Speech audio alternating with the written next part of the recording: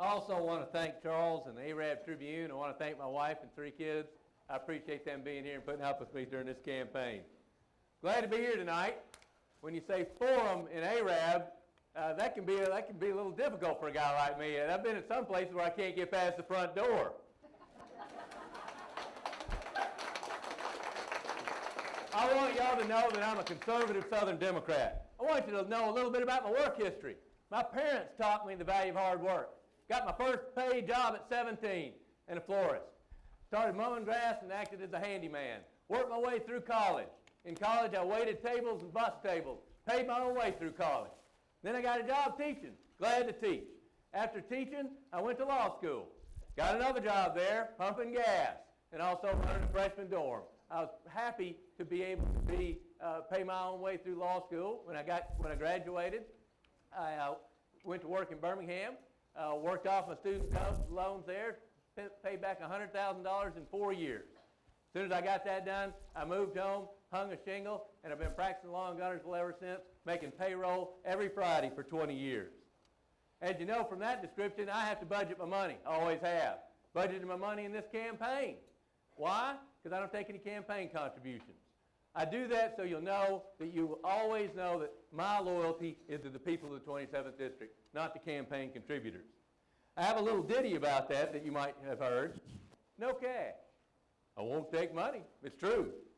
Just take a look at each shoe. I wear them out walking while talking and talking. So I owe my vote only to you. So please, I'll have one more quick message. Know this. Please don't vote a straight ticket. I never have. I voted for the person. Please, if you have to vote a straight ticket, go down to my name, fill in the bubble, and vote for Jeff. Thank you very much.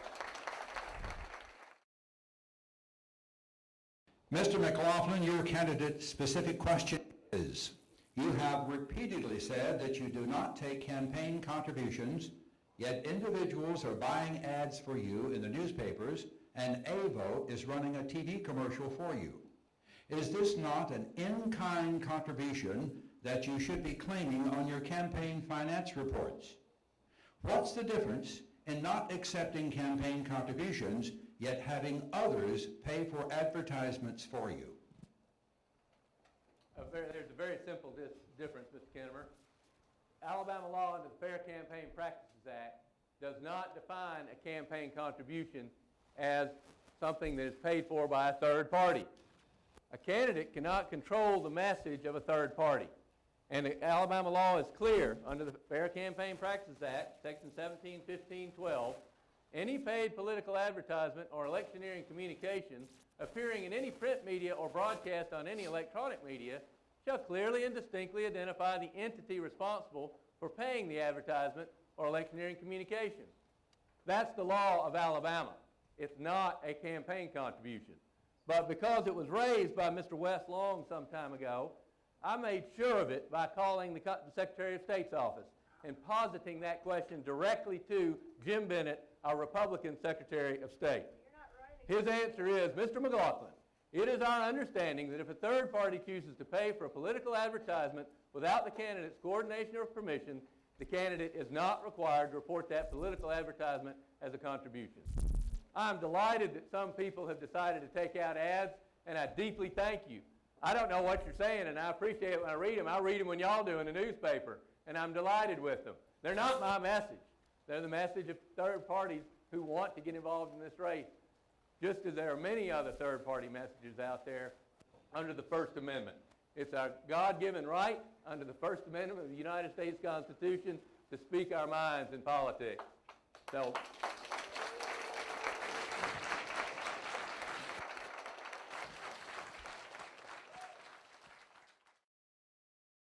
yes, I believe there should be nonpartisan elections on a whole host of things.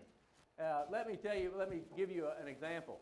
When I was in the legislature for 10 years, I sponsored legislation for nonpartisan judicial elections. Why should it matter if a person is a Republican or a Democrat when they're interpreting a contract in litigation? Why should it matter if they're a Republican or Democrat determining whether burglary is committed in a criminal case? Why should it matter if they're deciding whether the father or the mother should have custody of a child? Republican and Democrat makes no sense in that situation. There's no need for it. Matter of fact, I would say it's counterproductive. Our local judges thought so, and I pushed for legislation, and I got to make the election of judges in Marshall County nonpartisan and across the state. That was more difficult. I got 2 votes short of getting a bill passed where we almost had a constitutional amendment to allow nonpartisan elections. The person who stopped me was the Speaker, Mike Hubbard. That is the now indicted Speaker of the House in Montgomery. And nonpartisan elections should be in a lot of other offices. What difference does it make if you're a Republican or a Democrat to be coroner? What difference does it make to be sheriff? What difference does it make in municipal elections where it works just fine? We don't do Democrats and Republicans in electing mayors and electing city councils. And it works just fine. So and this, quite frankly, why is it in the legislature? Why don't we pick the best person for the job no matter what label is put on it?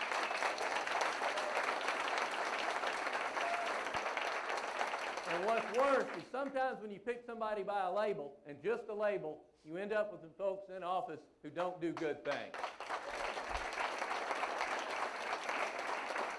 So I fully support nonpartisan elections at every level that we can use them, particularly at state and local levels, and particularly in judgeships.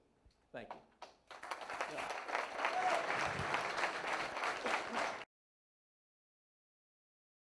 I voted for a lot more presidents than you have over the years. And I will just say this. I have never voted a straight ticket. Not before or after I got elected. I've never voted a straight ticket.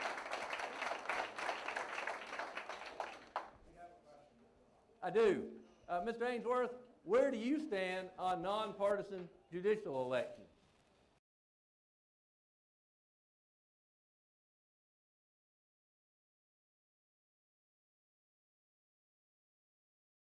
Mr. McLaughlin, this will be your question. On one hand, the state of Alabama gets millions of dollars from the federal government through space and defense programs, but the state refused to accept federal Medicaid dollars to help Alabamians who need it the most. That hurts health care in Alabama. How can we expand the Medicaid rolls without decreasing other services or increasing taxes? Alabamians are of 2 minds about federal benefits. There's no question about it. If it's defense spending, we want every dollar we can get. If it's building highways, we want every dollar we can get. But when it comes to Medicaid spending, for some reason we have a dissonance. In this state, Medicaid, by the way, is not part of Obamacare. Medicaid has been around since 1965 under President Johnson. Right now, Alabama receives Medicare and has been for 50 years. Probably 2 out of 3 of our elders are on Medicaid and assisted living. Half of our children receive Medicaid benefits for their health care. So the question is, should we expand Medicaid because it's been made available to Alabama? And the question is one that I think needs to be answered this way. What is best for the people of Alabama? If we cannot afford it, then no, we don't need to expand Medicaid. But if we can afford it, let's look at the benefits. For the next 2 years, those benefits would have no Alabama component to them. Right now, 1 Alabama dollar draws down 3 federal dollars. In the new plan, if we accepted it, for 2 years, an Alabama dollar would not be required to get millions of dollars of federal benefits. And in year 3, 1 Alabama dollar would pull down 10 federal dollars, opening up Medicaid benefits to as many as 300,000 people in Alabama. So I think it's a question of priorities. We need to look and decide what is best for the people of Alabama. If we can afford it, why don't we accept the benefits? If we can't afford it, then we don't. And obviously we work to make sure those who shouldn't be receiving those benefits are kicked off the rolls. But let's look at what's best for the people of Alabama.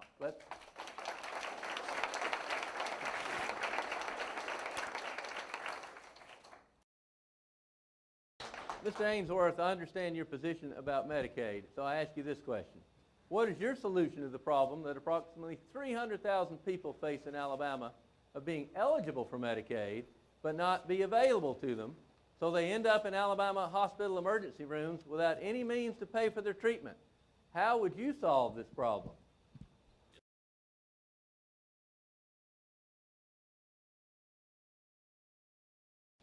My position on Obamacare is that it has been unpopular, it's been unworkable, it was rolled out very poorly, and I think the vast majority of Americans are against it.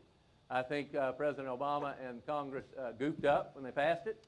Time remains to see whether or not it will end up being a benefit to us. The more immediate question on Medicaid is whether or not we have the means to accept it. It's a question of priorities. And that's what I think about Medicaid. So thank you.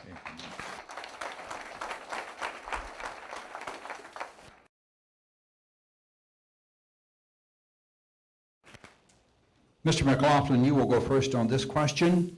What is your opinion of same-sex marriage? I got that question. Sorry. Can you hear me okay, or is that you? Can my time start now? All right, thank you.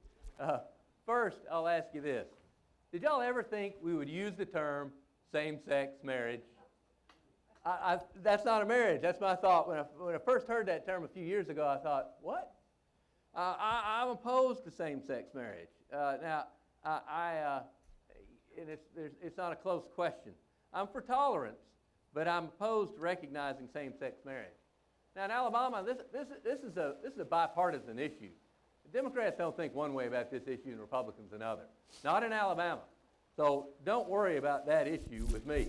When I was in the legislature, it was a very bipartisan point. And again, let me say this. My actions speak louder than words. When I was in the legislature, I sponsored and voted for the amendment that's now number 774 in our Alabama Constitution. And that is called the Sanctity of Marriage Amendment. That amendment defines marriage in Alabama in our Constitution as the union of one man and one woman, period.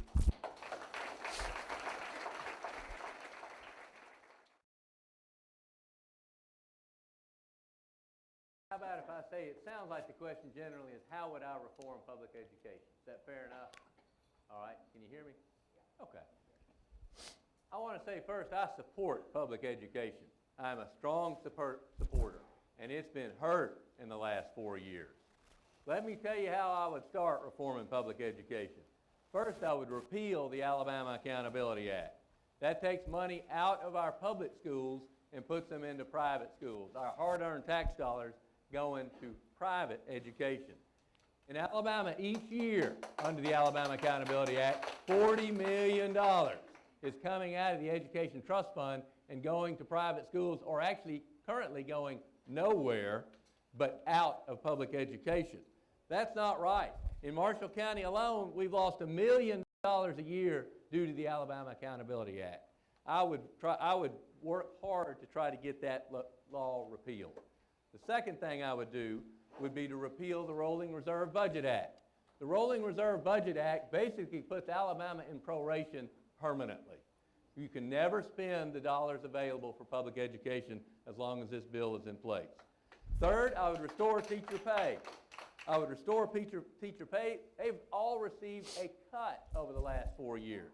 I would see that our teachers are at least paid back to where they were 4 years ago. And with 3 kids in public schools, I will say we are spending $1,250 less per child than we were 4 years ago. I would make sure we increase that number back to what it used to be. Let's put emphasis on education, which is good for our kids, good for our future, and is a sound basis for true economic development. How much time do I have left? All right, let's place the same emphasis on education that we do on football. We pay Saban and Balzon millions, and we expect them to win. Let's expect the same out of public education in Alabama. Thank you.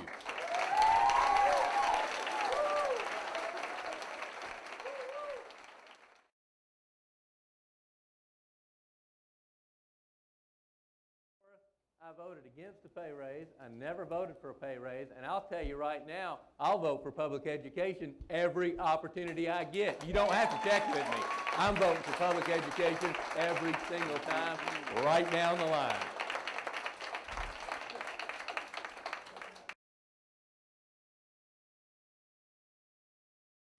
I heard yesterday on WBSA that you supported a pay raise for teachers, just as I do.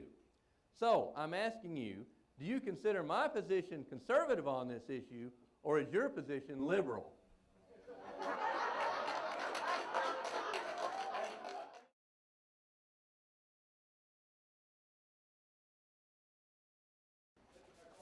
Start off this question. What's the topic, Mr. Kinnemer? Candidates. The candidates. Okay, yes, sir. Thank you. Both of you are running as a conservative, but on different party ballots. Given that you're both running as conservatives, how would you differentiate yourself from your opponent? Well, actually, I don't think that was one of our categories, but I'll give you a quick, good answer. Listen, I am a conservative. The notion that everybody who's conservative in Alabama has to be a Republican is just wrong. Christian value, Democrats have good Christian values. Let me assure you, my faith is far more important than my party affiliation. I'm pro-gun. I'm pro-Second Amendment. I'm the only candidate in this race that's been endorsed by the NRA. And I don't even own a hunting club. I am pro-life. I've been pro-life all my life. It's not a political position. It's a moral position that I was raised with. I'm a Democrat, and I hold that value very strongly, as do all Alabama Democrats. There may be some who don't, but the vast majority of Alabama Democrats are pro-life. Don't get fooled on that. I'm pro-hard work. I'm against government waste. But why am I a Democrat? I'm for public education, and I'm not for. And in Alabama, if you're for public education, the Republican Party has taken the axe to public education over the last 4 years. We've got to face that. And as I'm a Democrat because I don't believe in trickle-down economics and special deals for special interests. I do not believe in that. I don't believe that by giving tax cuts to the very, very wealthy, that the crumbs from the table is all we should expect, and we should be happy with that. I've never believed that.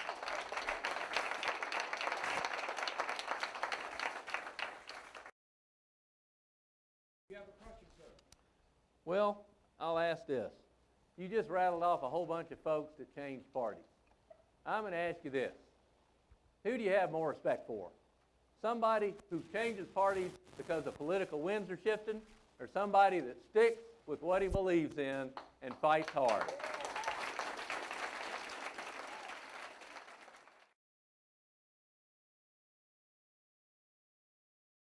Let me be very clear and unequivocal on this subject. I'm opposed to abortion. I have always been opposed to abortion. I'm a strong Christian, and I try not to mix politics and religion, but on this question, it is unequivocal for me, and it has been my entire life. Life begins at conception, period. In Alabama, once again, this is a bipartisan issue. Alabama Democrats are overwhelmingly opposed to abortion. Don't be fooled and don't be misled. And let me also say this. Actions speak louder than words. When I was in the legislature, look at my record, because when I was in the legislature, I sponsored and got passed with Frank McDaniel the Brody Bill, which makes murdering a pregnant woman 2 crimes. That was new in Alabama. I sponsored and worked many years on the Chemical Endangerment Bill, which says if a baby is endangered in the womb by exposure to drugs or alcohol, then that mother could be found guilty of criminal endangerment of that child. Again, the child would be considered a separate life in the womb. So look at my record on this issue. My record speaks loudly. I will say this. Hand in hand with being opposed to abortion, I support legislation making it easier to adopt children. I believe in consistency on being pro-life. Let's help bring the babies into the world, and then let's take care of the children once they're here. Let's help them get adopted, and then let's educate them well. So I have a seamless approach to this issue, and I want you to know that. Thank you.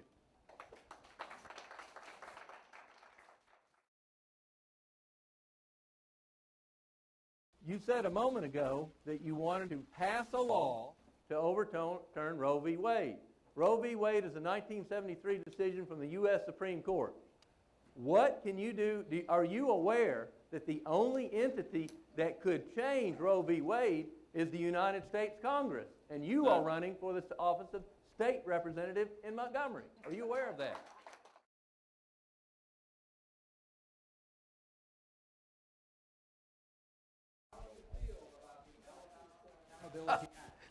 Do you really want to know? We really want to know. I don't need my notes. The Alabama Accountability Act is the worst piece of legislation passed by the Alabama legislature in the last 4 years. There's no question about it.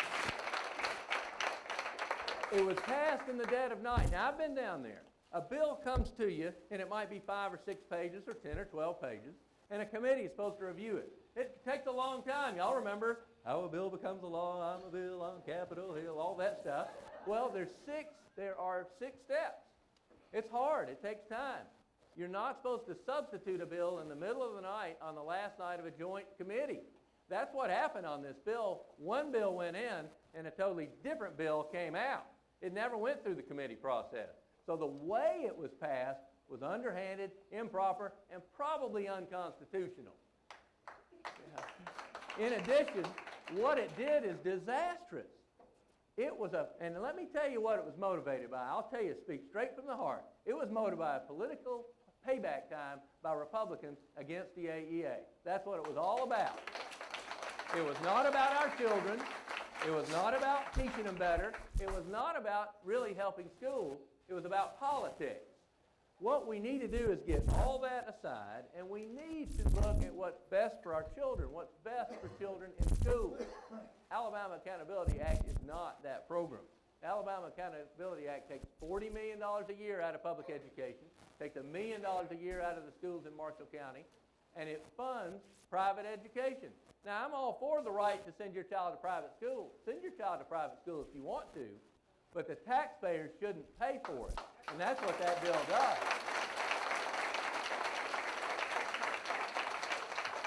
And over and above that, there's one more point I'll make. Well-connected political people like our former Governor Riley are making money off of the scholarships that are provided under the Alabama Accountability Act, and that's wrong.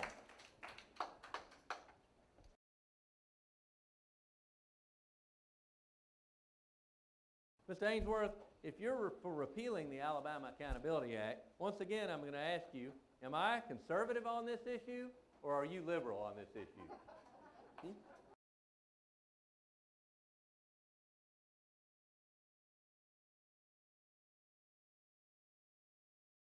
I cannot promise you that I will get the Alabama Accountability Act repealed, but I will be another voice to try to get it repealed. I will be another voice to stop the supermajority. And by golly, you betcha. I voted for that. I sponsored that pack-to-pack transfer bill every year I was down there, fought hard for it, and I appreciated them finally passing it once I was out and naming the bill after me. I appreciate that very much.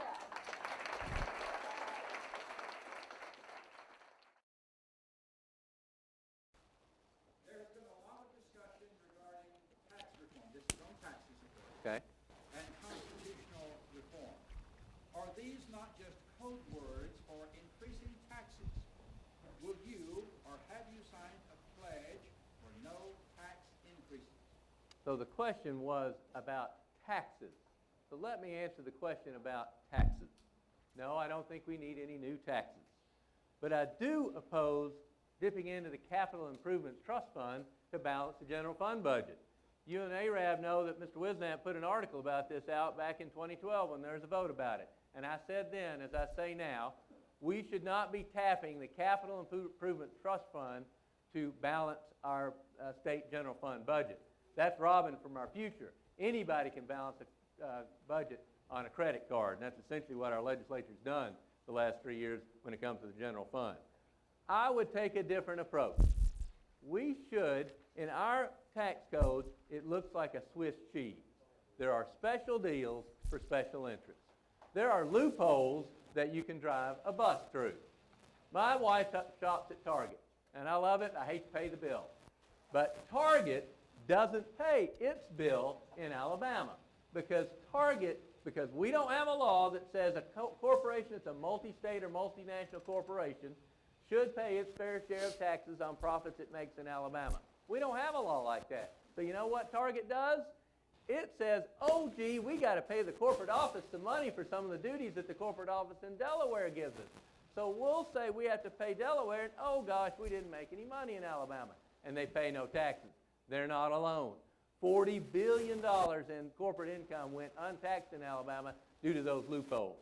On the sales tax, you and I pay 4 cents to the state every time we buy a loaf of bread. But let me tell you, a lot of folks don't. There's a lot of folks that pay 3% or 2.5% or 2%. I've always said you could broaden the base and lower the rate. And know this, I'm for cutting taxes.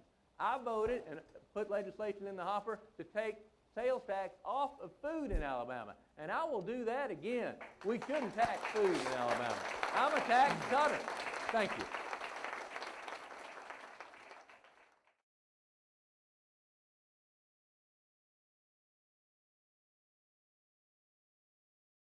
Governor Riley proposed an expansive plan in 2002 that we had to put on a referendum. In other words, the people of Alabama were given the opportunity to say whether or not they wanted certain taxes. Governor Riley, the Republican governor of this state in 2002 through 2010, offered that legislation, and the Democratic legislature authorized it, and the people of Alabama voted on it and voted it down.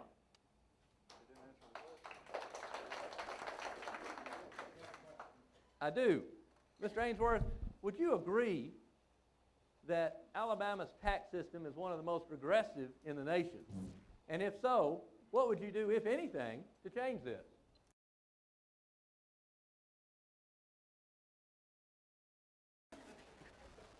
The current legislature carved Marshall County into 5 House districts. It formerly had 2.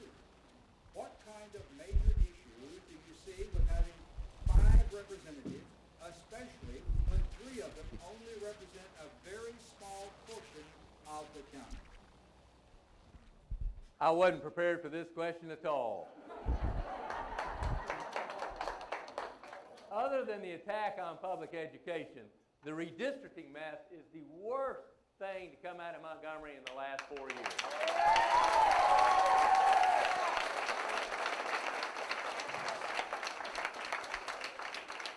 This map was drawn by 2 people in this room, and they're here, Mr. Rich and Mr. Long, backed by Mike Hubbard, the now indicted Speaker of the House. They did this to make it easier for them to get reelected, and quite frankly, they did it to make it harder for me to get reelected. They cut out Bill Strickland. This is where Bill Strickland lives. They thought he might run for the House, so they cut him out. This is where I live. Mr. Long and Mr. Rich were bouncing me back and forth during the process, and Mr. Rich won, and Mr. Long was stuck with me. But you know what? Here I am. And I'll say this. Blount County, welcome to District 27. Glad to have you. DeKalb County, welcome to District 27. Glad to have you. If you haven't seen my video on this, y'all check it out. Please do that.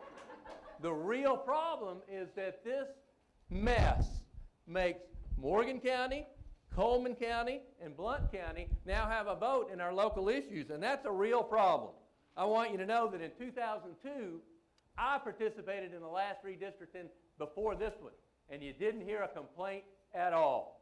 And I'll tell you one more thing I've never said publicly. I had the opportunity to get rid of Arab because it's Republican.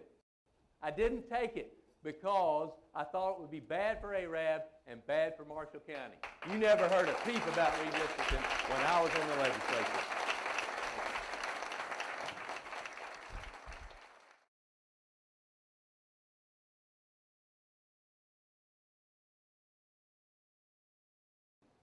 Mr. Ainsworth, you may or may not know, I objected to the redistricting plan when it first came out in 2012.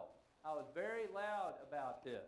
So my question to you is, although imitation is the greatest form of flattery, what do you mean by having a sign that reads like this?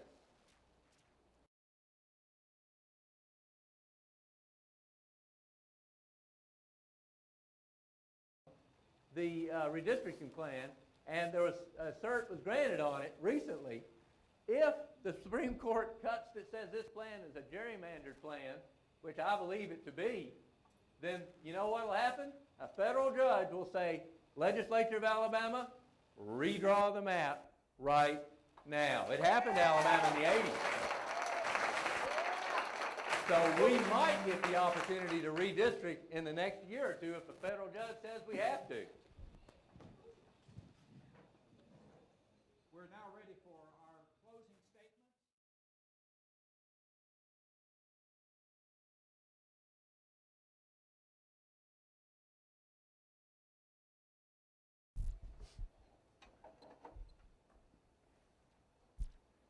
When I first considered running again, lots of people wanted me to run. But some people, particularly politically savvy people, told me there's no way I could win. They said there's too much money behind Mr. Ainsworth, and it's too important for Mike Hubbard, that is the now indicted Speaker Mike Hubbard, to keep this seat friendly to him. And look who's behind Ainsworth locally, Mr. Long and Mr. Rich. Really, by all accounts, this race shouldn't be close. It leans Republican, not Democrat.